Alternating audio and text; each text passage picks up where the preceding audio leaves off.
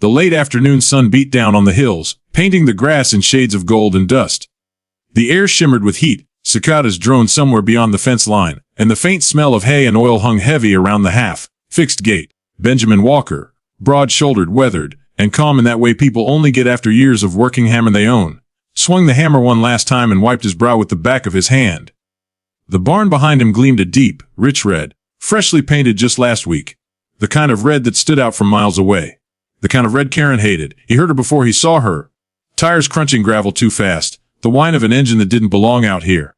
Then came the sharp hiss of brakes, the thump of a car door, and the unmistakable rhythm of designer heels against dirt. Mr. Walker, he didn't turn around immediately.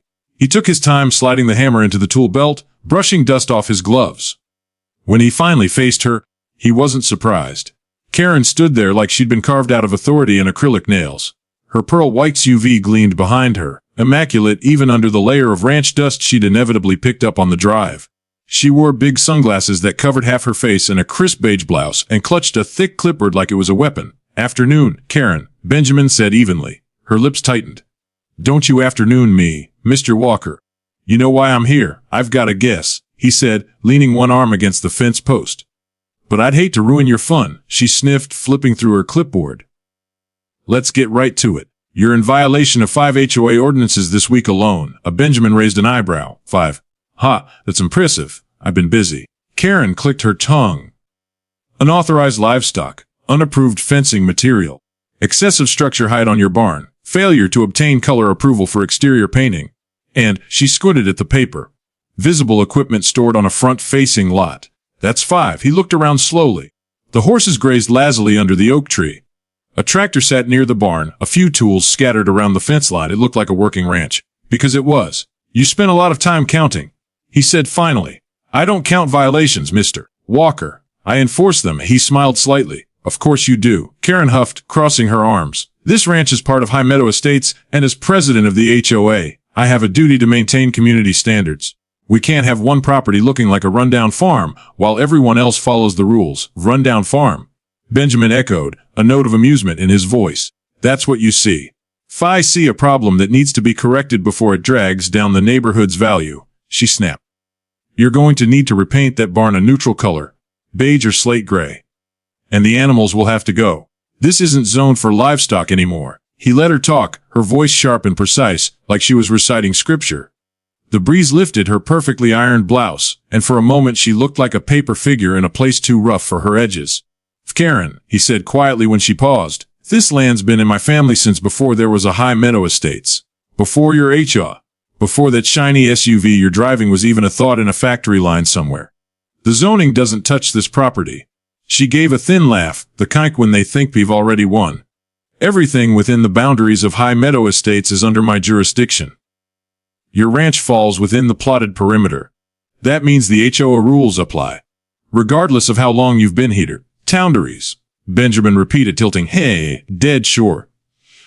She jabbed the air with her pen for emphasis. "You'll have until next Friday to comply. If not, I'll have no choice but to issue an eviction notice. You'll be off this property within a week." For a long moment, all Benjamin did was look at her. The cicadas seemed to quiet, the wind stilled. Karen's confidence began to falter just a little under the weight of that silence. Then he smiled. Steady. The kind of smile that doesn't reach the eyes but says more than words ever could. "Well," he said softly, "you've got your paperwork. Go ahead and file it." Karen's chin lifted. "I fully intend to," he nodded, turning away to the back of his truck. "Then I guess we're both going to be busy this week." She frowned, watching him rummage through the glove box.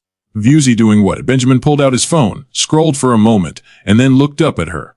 The setting sun glinted off the cracked screen as he tapped a contact. "Making it official," he said simply. Karen folded her arms again. "Don't play games with me, Mr. Walker. The HOA doesn't look kindly on intimidation." He looked up at her, his expression unreadable. "Neither do I." The line connected on his phone. A deep male voice answered on the other end. Benjamin kept his tone casual, but his words had a weight Karen couldn't quite place. "Hey Tom," he said. "Yeah, it's Ben. Got a situation out here with a local HO trying to overstep again. High Meadow Estates. President's name's Karen Morris. I'll send over the paperwork tonight." Karen's eyebrows knit together. "Excuse me. Who are you calling?" Benjamin ended the call and slipped the phone into his pocket. "Just a colleague," she repeated. "Were you implying you're filing a complaint?" He met her stare head on. "Something like that," Karen scoffed. "You can file all the complaints you want, Mr. Walker. The HOA operates by state and national standards. You won't find anyone willing to side with you once they see how non-compliant leaned against the truck door, crossing his arms. You might be surprised." For a moment, neither spoke. The wind picked up again, carrying the faint rattle of metal from the barn's weather vane.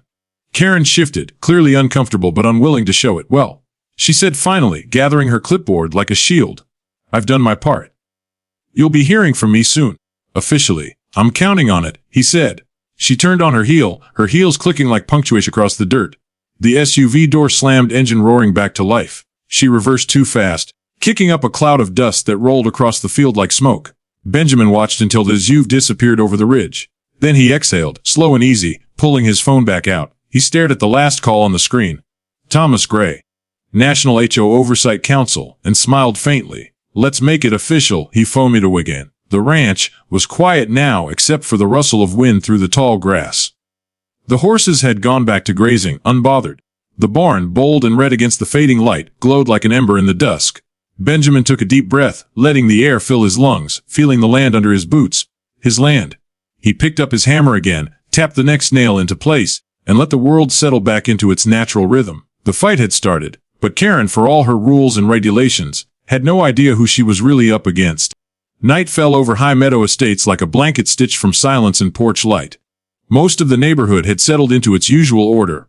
Lawns perfectly trimmed, porch swings creaking in gentle rhythm, sprinklers ticking in time.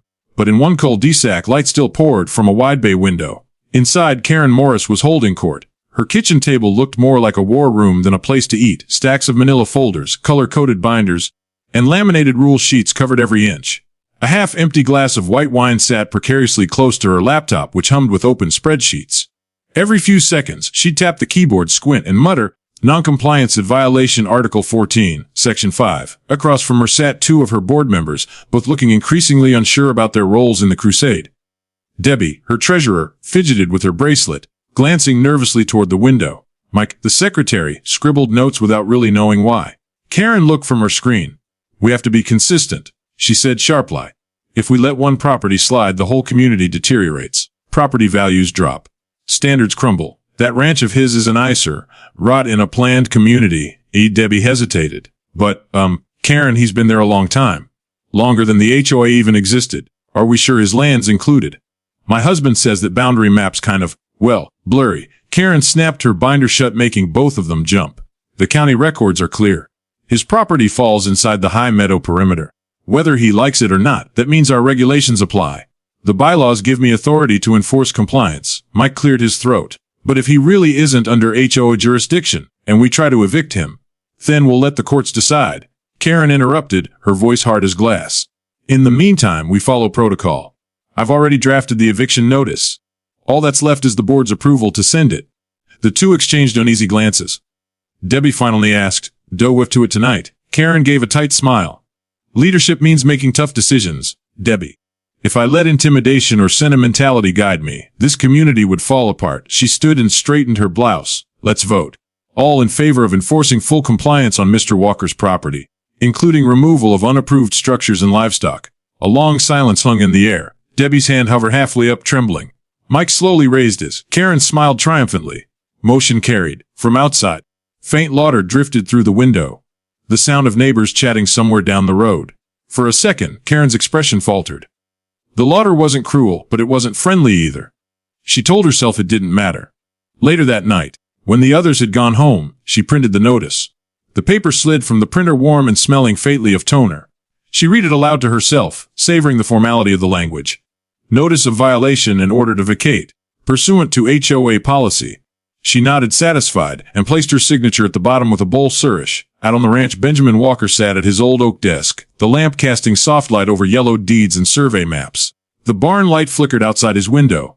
He flipped through the paperwork spread before him, his hand steady and sure. The original deed to Redwood Ranch was older than any of the houses in High Meadow Estates. The ink had faded to brown, but his grandfather's name was still clear and strong across the bottom. He traced the borderlines on the map with his finger. The HOA's perimeter didn't touch his land by a good 100 yards. They'd extended their authority on paper, he realized, but never through official zoning changes. The arrogance of it made him chuckle softly. His phone buzzed. It was Tom again, the man from the National HOA Oversight Council. "You were right," Tom said without greeting. "We checked the filings. They overstepped their jurisdiction. Again. We'll open a formal review." Benjamin leaned back. "As you appreciate it. I figured as much. She's got that tone that makes you think rules bend around her." Tom laughed. "You going to tell her who you really are, or are you still playing it quiet?" "Not yet," Benjamin said. "Let her write the letter first. I want the ink dry before she finds out." After they hung up, he gathered the deeds, scanned them, and sent copies to Tom's office. Then he poured himself a cup of coffee and stepped out onto the porch. The night was cool now, the kind that carried the scent of cedar and damp soil. Out here, you could see every star. He listened to the distant hum of engines from the subdivision down the road. Their world ran on HO minutes and paint codes. His ran on wind, fences, and dirt. It was almost funny how close they sat to each other. Two worlds that didn't belong together. The next morning, Karen was already making her rounds. She'd recruited a few loyal residents to accompany her. Neighbors who liked her sense of order, or maybe just liked being on the right side of authority. She drove her SUV slowly along the paved road that ended where the gravel began, the point where neat lawns gave way to wild grass and open space. "Here it is," she said, stopping the car at the edge of Benjamin's property. "That's the problem right there." One of her followers, a man named Ron, squinted out the window. "Doesn't look so bad to me," he muttered. Karen ignored him. She stepped out, her clipboard already in hand. The morning sun was bright and unkind, glinting off the SUV's hood and throwing long shadows across the fence. She strode to the gate, affixed the eviction notice with 2 pins, and stepped back to admire her work. "Don't," she said, dusting her hands. "By the end of the week, he'll have no choice but to comply." But what Karen didn't see was Benjamin watching from the porch, mug in hand, quiet and unreadable. He waited until they'd driven off before walking to the gate. The paper flapped in the wind. He read it once, twice, and smiled to himself. He folded the notice carefully, tucked it and went back inside. Later that day, rumors began to spread through High Meadow Estates. At the coffee shop near the entrance, a few residents whispered that Karen might have gone too far this time. Someone said they saw a man in a suit visiting Benjamin's ranch, carrying a folder with a federal seal. Another claimed they'd overheard something about a review board. By sunset, half the neighborhood knew Benjamin wasn't just some stubborn old rancher. They didn't know who he was exactly, but the speculation ran wild. Lawyer, politician, developer, maybe even a government official. Karen dismissed it all as gossip. People love drama, she told herself as she typed up her report to send to the regional HOA office. Still, when she hit send, a flicker of unease crept into her stomach. The unease grew worse that evening when she got an automated reply. It wasn't from the local office, it was from the National HOA Oversight Council. The header read, "Your report has been forwarded for review by Chairman Benjamin Walker." Her hand froze on the mouse. For the first time in years, she didn't know what to do next. Outside, the wind picked up again, carrying with it the faint sound of horses from the ranch. The red barn glowed faintly under the last light of dusk, unbothered by the paper's rules or boundaries drawn around it. Karen closed her laptop and sat in silence, staring at her reflection in the dark window. Somewhere deep down, she knew she had just declared war on the wrong man.